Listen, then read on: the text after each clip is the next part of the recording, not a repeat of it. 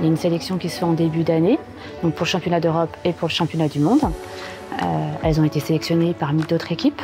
Et puis le travail paye. Et donc là, championnat du monde, première place, on ne peut pas rêver mieux. C'est le travail de tout le monde, des filles, des coachs, des chorégraphes, des membres du bureau qui se démènent aussi pour nous, des parents voilà, qui sont là pour nous suivre. C'est vraiment un travail d'équipe. Le championnat du monde, je l'ai vécu vraiment avec beaucoup d'émotions. On attendait cette compétition depuis 3 ans. Avec la pandémie, voilà, ça a été reporté plusieurs fois. Et beaucoup d'émotions forcément avec le résultat de championne du monde.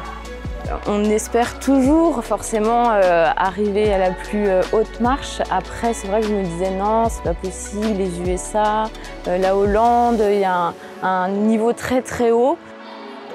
La différence, je pense qu'elle s'est faite d'une part par rapport au thème, qui était un thème fort avec beaucoup d'émotions.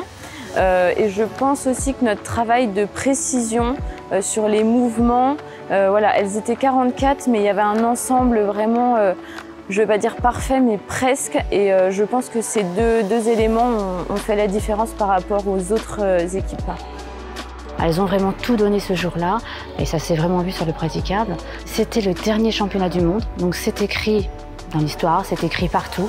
Ce sera elles les dernières championnes du monde.